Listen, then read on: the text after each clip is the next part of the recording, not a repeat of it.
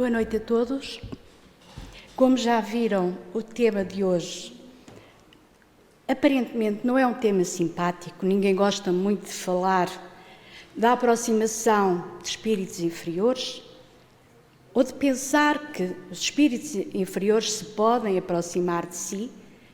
Contudo, convém não esquecer que nós estamos ainda num mundo de provas e expiações, onde a inferioridade dos espíritos ainda é determinante. Portanto, poucos são, e poucos de nós aqui, certamente serão já espíritos superiores, e mesmo sendo superiores em relação a alguns mais inferiores, de vez em quando sentirão a aproximação de espíritos inferiores. Agora, porque é que eles se aproximam de cada um de nós? É porque já somos muito bonzinhos? Nós somos vítimas da espiritualidade inferior? É ela que nos ataca? Ou somos nós que abrimos campo para que ela chegue até nós? Esta é a questão de hoje. E nada melhor, eu que encontro sempre histórias e que gosto de histórias, encontrei no livro Crónicas e Cartas do Irmão X, psicografado por Francisco Cândido Xavier, editado por Humberto Campos, que passou a assinar Irmão X depois da polémica que houve com a FEB dos livros que eram comercializados e editados por ele como espírito. Uma história que eu li de viés e depois, quando li mais a fundo, até pensei: Fátima, isso quase podia ser a tua história. Portanto, vejam bem, depois de ouvirem a história, em relação a algumas partes aqui, não nasci numa família espírita, como a personagem desta história e outras coisas, Então, o título é Obsessão Pacífica, e qualquer um de nós pode ser vítima, que não é vítima, pode atrair para si uma obsessão pacífica. Então diz assim Humberto de Campos: quando reencontrei o meu amigo Custódio Saquarema na vida espiritual, depois da efusão afetiva de companheiros separados há muito, a conversa dirigiu-se naturalmente para comentários em torno da nova situação. Eu sabia que Custódio tinha pertencido a uma família espírita e, de certo, nessa condição, teria ele retirado o máximo de vantagens da existência que acabava de largar quando desencarnou. Pensando nisso, arrisquei uma pergunta, na expectativa de sabê-lo com excelente bagagem para o ingresso em instâncias superiores. Saquarema, contudo, sorriu de modo vago e afirmou com a fina autocrítica que eu lhe conhecia já no mundo: ora, meu caro, você não avalia o quanto seja uma obsessão disfarçada, sem qualquer mostra exterior. A terra me devolveu para cá, na velha base do ganhou, mas não leva nada. Ajuntei muita consideração e muito dinheiro. No entanto, retorno muito mais pobre do que quando parti, no rumo da reencarnação. Percebendo que não me dispunha a interrompê-lo, continuou: você não ignora que renasci num lar espírita, mas, como sucede à maioria dos desencarnados, trazia comigo, jungidos ao meu clima psíquico, alguns sócios de vício, extravagâncias do passado, que, sem o veículo da carne, se valiam de mim para se vincularem às sensações do plano terrestre, qual se eu fora uma vaca habilitada a cooperar na alimentação e condução da pequena família. Creio que, de minha parte, havia retomado a charrua física, levando excelente programa de trabalho e, se atendido, me asseguraria precioso avanço para as vanguardas da luz. Entretanto, meus vampirizadores, ardilosos e inteligentes, agiam à socapa, sem que eu nem de leve lhes pretendisse a influência. E sabe como? Através de simples considerações íntimas, prosseguiu ele, desapontado. Tão logo me vi sair da adolescência, com uma boa dose de raciocínios lógicos na cabeça, os instrutores amigos me exortaram, por meus pais, a cultivar o reino do espírito, sim, referindo-se a estudo, abnegação, aprimoramento. Mas dentro de mim, as vozes de meus acompanhantes surgiam na mente, como fios de água fluindo de minadouro, propiciando-me a falsa ideia de que eu falava comigo mesmo. Coisas da alma, Custódio. Nada disso. A sua hora de juventude, alegria, sol. Deixa a filosofia para depois. Decorrido algum tempo, bacharelei-me. As advertências do lar se fizeram mais altas, conclamando-me ao dever. Entretanto, os meus seguidores, até então invisíveis para mim, revidavam também com a zombaria inarticulada. Agora? Colocar-te ao trabalho agora? Não é a ocasião oportuna. De que maneira harmonizar a carreira iniciante com assuntos da religião? Custódio, observe o critério das maiorias, não se faça de louco. Casei-me e logo após os chamados à espiritualização recrudesceram em torno de mim. Meus solertes exploradores, contudo, comentaram vivazes. Não ceda, Custódio. E as responsabilidades da família? É preciso trabalhar, ganhar dinheiro, obter posição, zelar por mulher e por filhos, tudo o que vier. A morte subtraiu-me os pais e eu, advogado e financista, já na altura madura, ainda ouvi os bons espíritos, por intermédio de companheiros dedicados, requisitando uma elevação moral pela execução dos compromissos assumidos.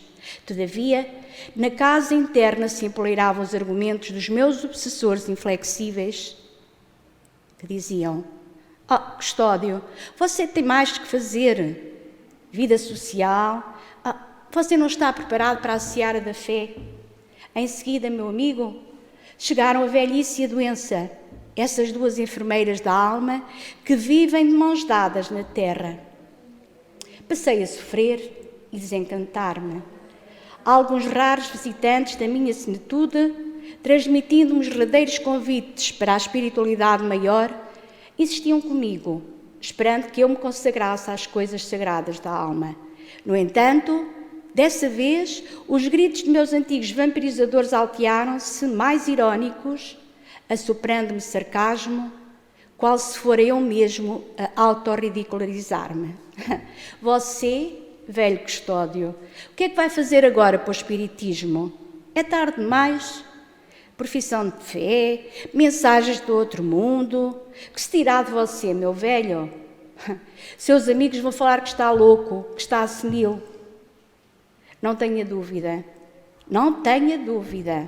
Custódio. Os seus próprios filhos vão interditá-lo como sendo um doente mental, inapto à regência de qualquer interesse económico. Você não está mais no tempo disso. Isto seria o que os amigos inferiores que o acompanhavam lhe diziam. Saquarema endereçou-me significativo olhar e rematou: os meus perseguidores não me viciaram o corpo, nem me conturbaram a mente. Acalentaram apenas o meu comodismo, e isso impediu-me de qualquer passo renovador. Volto da terra, meu caro, imitando o lavrador endividado e de mãos vazias, que regressa de um campo fértil, onde poderia ter amealhado inimagináveis tesouros. E sei que você, Humberto de Campos, ainda escreve para os homens, nossos irmãos, aqui deste lado do plano espiritual. Conte-lhe a minha pobre experiência. Refira-se junto deles àquilo que ainda não veem, não sentem, não entendem. A obsessão pacífica, perigosa, mascarada. Diga-lhes alguma coisa acerca do valor do tempo, da grandeza potencial de qualquer tempo na remagem humana. Abracei Saquarema, de esperança voltada para tempos novos, pensava eu, prometendo atender-lhes a solicitação. E aqui lhes transcreveu o ensinamento pessoal que deixou, que poderá servir a muita gente, embora guarde a certeza de que se eu andasse agora reencarnado na Terra, diz ele, e recebesse de alguém esta lição, talvez estivesse muito pouco inclinado ainda a aproveitá-la. É esta a grande mensagem de Humberto de Campos para nos falar de como perdemos o nosso precioso tempo muitas vezes, achar que amanhã e depois há sempre coisas muito mais importantes para fazer em prol da nossa vida, da nossa família, do que o desenvolvimento espiritual, o nosso processo. Será que Custódio tinha razão? Os espíritos influenciam a nossa vida? Porque se aproxima de cada um de nós a espiritualidade inferior. Porque é que ela convive connosco? Porventura os espíritos podem influenciar as ações de um ser espírito como nós somos?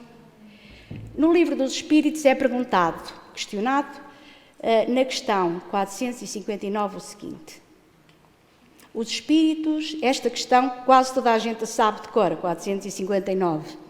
Os espíritos influem sobre os nossos pensamentos e ações? E a resposta, quase todos sabemos também, trautear e papaguear de cor. A espiritualidade superior responde: muito mais do que imaginais. Influem de tal ponto que, de ordinário, são eles que vos dirigem. Mas nós achamos que não, somos nós que comandamos a nossa vida. O codificador do Espiritismo ainda teve a oportunidade de completar, no item 232 do Livro dos Médiuns, o seguinte: seria errado pensar que é necessário ser médium, porque há quem pense também isso, que só os médiuns, aqueles que têm o campo aberto, não é? É que atraem os seres do mundo invisível.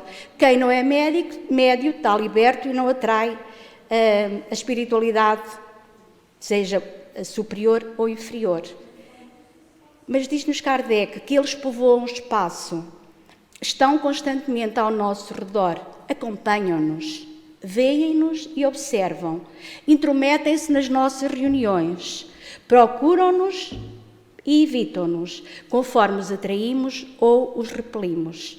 Isto quer dizer que todos nós, de alguma maneira, estamos suscetíveis, em qualquer momento, à ação dos espíritos. Onde quer que haja uma reunião de homens, não tenhamos dúvidas. E aqui, agora, estamos rodeados e assessoriados por espiritualidade superior, amorosa, mas não é sempre assim. Aqui será, noutras reuniões não é. Onde quer que haja uma reunião de homens, há igualmente em torno deles uma assembleia oculta, que simpatiza com as suas qualidades, com os seus defeitos, e essa assembleia não foi convidada para estar, ninguém os chamou, mas vêm por sintonia, por afinidade, e ali estão. Admitamos agora que tais homens têm a possibilidade de se comunicar com os seres do mundo invisível por meio de um intérprete ou de um médium. Quais serão aqueles que lhe responderão ao chamamento, ao chamado? Evidentemente que serão os que estiverem rodeando de mais perto, à espreita de uma ocasião para se comunicarem. E se o tema da reunião for de baixo nível, for inferior, evidente que serão entidades inferiores que se comunicarão. Se numa assembleia fútil, por exemplo, chamarem, evocar-nos um espírito superior, este pode vir e até proferir algumas palavras poderosas, como o bom pastor que acode ao chamamento das ovelhas desgarradas. E então falávamos de obsessão pacífica. O que são espíritos obsessores? Como é que eles funcionam? Na resposta à questão 460 do Livro dos Espíritos, a espiritualidade diz: vossa alma é um espírito que pensa. Não ignorais que muitos pensamentos vos ocorrem a um só tempo sobre o mesmo assunto e frequentemente bastante contraditórios. E é verdade, se pensarmos numa coisa, há esta solução, aquela, aquela outra, não, vira para ali e faz outra. Pois bem, nesse conjunto há sempre os vossos pensamentos, que são os nossos, e os nossos da espiritualidade. E é isso o que vos deixa na incerteza, porque tendes em vós duas ideias que se combatem e completa. Quando um pensamento vos é sugerido é como uma voz que vos fala. Os pensamentos próprios são, em geral, os próprios, os nossos mesmos, são, em geral, não quer dizer que seja sempre, os que vos ocorrem no primeiro impulso. De resto, não há grande interesse para vós nessa distinção, e é frequentemente útil não o saberdes sequer, porque o homem age mais livremente se decidir pelo bem, independentemente de estar a pensar, vem-me esta ideia, agora deixem-me ver quantas vêm a seguir, esta é a minha, portanto vou nesta, porque aquela são de espíritos inferiores que me estão a tentar. Se tomar o mau caminho, a responsabilidade será sempre maior. Então, e como neutralizar as más influências espirituais? Já dissemos muitas vezes nesta casa, em várias palestras, que nós vivemos mergulhados num universo de vibrações mentais, de energias, influenciando e sendo influenciados. Aliás, como bem esclarece Emmanuel, o homem permanece envolto num largo oceano de pensamentos, nutrindo de substância mental em grande proporção. Toda a criatura absorve, sem perceber, a influência alheia nos recursos imponderáveis que lhe equilibram a existência. Em forma de impulsos e estímulos, a alma recolhe os pensamentos que atrai, as forças de sustentação que lhe garantem as tarefas no lugar em que se coloca.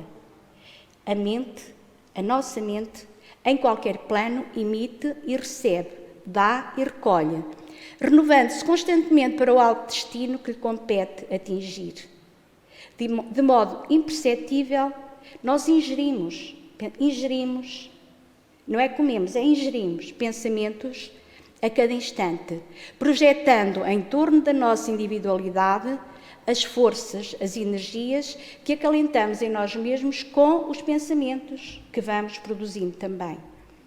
Por efeito da vontade, podemos conscientemente aprender a administrar as nossas emissões mentais, mantendo-nos em sintonia com os espíritos benfeitores, encarnados e desencarnados. Da mesma forma, é possível estabelecermos com eles ligação de simpatia, selecionando as diferentes matizes de influências espirituais que favorecem a nossa harmonia íntima e que estimulam o nosso progresso moral e intelectual. Faz-se necessário, contudo, desenvolver um controle sobre as próprias emissões e recepções mentais, selecionando as que garantem a paz e a harmonia e nos livram das ações dos espíritos que estão ainda muito distanciados do bem. Por isso, quem se habilita a conhecimentos mais altos, quem não exercite a vontade para sobrepor-se às circunstâncias de ordem inferior, padecerá invariavelmente a imposição do meio em que se localiza. Temos que, por ação do nosso pensamento e da nossa vontade, constantemente ir elevando os nossos pensamentos, porque as influências espirituais podem ser leves ou profundas, ocultas, perceptíveis apenas do próprio indivíduo, mas muitas vezes também detectadas pelas pessoas que estão à volta de nós. Nós somos capazes de nem perceber a multidão de espíritos que nos acompanham, mas as pessoas sensitivas que se aproximam de nós sentem a nossa energia e conseguem captar. Então, é importante o conhecimento de nós próprios, sabermos o que pensamos, como lidamos com a vida, o que é que queremos, o que projetamos. Mas como é que nós nos podemos julgar a nós próprios e analisar? E respondem-nos, quando estiverdes indecisos sobre o valor de uma das vossas ações, perguntais como é que a qualificaríeis se praticada por outra pessoa. Se a censurais nos outros, ela não pode ser mais legítima, caso fosseis o seu autor, porque Deus não usa de duas medidas na aplicação da sua justiça. Portanto, a análise que fazemos da postura do outro tem que servir também para nós. Procurai também saber o que pensam os outros e, especialmente, nunca desprezar a opinião de um inimigo, porque estes não têm interesse nenhum em disfarçar a verdade. São os inimigos que mais nos dizem a verdade. E Deus muitas vezes coloca-os ao nosso lado como espelho, a fim de que sejais advertidos com mais franqueza do que seria feito por um amigo. Aquele, pois, que tem o desejo de melhorar-se, procure na sua consciência, faça o balanço da sua jornada moral, avaliando, tal como o comerciante, os lucros e as perdas. E, se os lucros forem superiores às perdas, certamente estaremos no bom caminho para ascender espiritualmente. Na questão 457, também do Livro dos Espíritos, é perguntado: os espíritos podem conhecer os nossos mais secretos pensamentos? A espiritualidade responde: frequentemente conhecem aquilo que vocês gostariam de esconder de vós mesmos. Nem atos, nem pensamentos lhe podem ser ocultados. Então, como distinguir se um pensamento sugerido vem de um bom ou de um mau espírito? Há que estudar o caso. Os bons espíritos apenas aconselham o bem. Cabe a vós fazer a distinção. Na questão 472, a pergunta é: os espíritos que querem nos induzir ao mal apenas se aproveitam das circunstâncias ou podem também criá-las? Aproveitam as circunstâncias, respondem, mas frequentemente provocam-nas, oferecendo-vos ou levando-vos inconscientemente ao objeto da vossa cobiça. Assim, por exemplo, o homem vai a andar e encontra no caminho uma quantia em dinheiro. Não acrediteis que os espíritos levaram o dinheiro para esse lugar, mas podem dar ao homem o pensamento de se dirigir a esse ponto e então sugerir o pensamento de se apoderar do dinheiro. Outros lhe vão sugerir a ideia de o restituir a quem ele pertence. O mesmo acontece sempre com todas as tentações. Estamos incessantemente rodeados e cercados por uma multidão de espíritos que, por serem invisíveis aos nossos olhos materiais, nem por isso deixam de estar no espaço ao redor de nós, ao nosso lado, espiando as nossas ações, lendo os nossos pensamentos, uns para nos levar a fazer o bem, outros para nos induzirem ao mal, conforme sejam bons ou maus. Pela inferioridade física e espiritual do nosso globo, os espíritos inferiores são ainda mais numerosos do que os superiores. Os espíritos inferiores não se ligam senão àqueles que os ouvem, junto aos quais têm acesso e aos quais se prendem. Caso consigam estabelecer um domínio sobre alguém, identificam-se com o seu próprio espírito, fascinam-no, obsidiam-no, subjugam-no e conduzem-no como se fosse uma verdadeira criança. A obsessão jamais se dá a não ser pelos espíritos inferiores. E com que fim estes espíritos inferiores nos induzem ao mal? Apenas para nos fazer sofrer com eles. E será que esse sofrimento lhes diminui o sofrimento deles? Não, mas eles fazem-no por inveja, por verem os seres ser felizes. Então tentam. Que espécie de sofrimento querem fazer-nos provar? Todos aqueles sofrimentos que decorrem de pertencer a uma ordem inferior e estar ainda muito distante de Deus. Por fim, porque é que Deus permite que os espíritos nos incitem ao mal? Os espíritos imperfeitos são os instrumentos destinados a experimentar a fé e a constância dos homens no bem. Tu, sendo espírito, deves progredir na ciência do infinito. E é por isso que passas pelas provas do mal para chegar ao bem. A nossa missão é de colocar-te no bom caminho. E quando más influências agem sobre ti, és tu que as chamas, pelo desejo do mal, porque os espíritos inferiores vêm em teu auxílio no mal. Quando tens a vontade de o cometer, porque eles não podem ajudar-te no mal, senão quando tu desejas fazer o mal. De outra forma, não conseguem. Se és inclinado, por exemplo, para cometer um homicídio e assassinar alguém, terás uma nuvem de espíritos à volta que desenvolverão esse pensamento em ti. Mas também terás outros que tentarão influenciar-te para o bem, o que faz com que se reequilibre a balança e tu fiques senhor de ti mesmo para decidir. Os espíritos cuja influência é repelida pela vontade do homem renunciam às suas tentativas? Será que renunciam e vão-se embora sem mais nem menos? Se for repelido, que queres que eles façam? Quando nada têm a fazer, sim, eles abandonam o campo. Não obstante, continuam a espreitar um momento favorável, como o gato espreita o rato.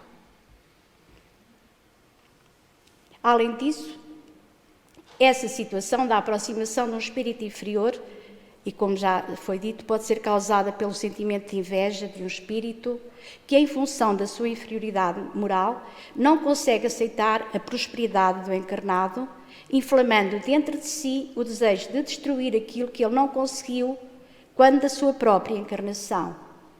Assim, passa a hostilizar a vítima e, se conseguir sintonia, provoca-lhe desequilíbrios psíquicos, emocionais e físicos.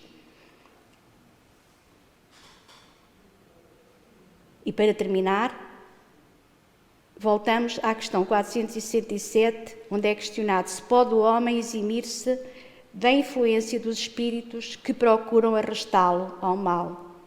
Os mentores, a espiritualidade superior diz, visto que tais espíritos só se apegam aos que pelos seus desejos os chamam e aos que pelos seus pensamentos os atraem, o homem pode, sim, eximir-se da influência dos espíritos.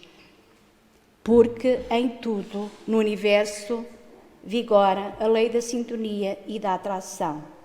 Então, meus irmãos, atraímos aquilo que somos, não é? Temos que vigiar os nossos pensamentos e os nossos sentimentos para não colocar em prática ações que alimentem a vontade dos espíritos inferiores. Porque ninguém é vítima da espiritualidade inferior. Todos nós somos vítimas de nós mesmos. Somos os autores do nosso próprio destino e do nosso próprio caminho. Então, obrigada por terem estado atentos.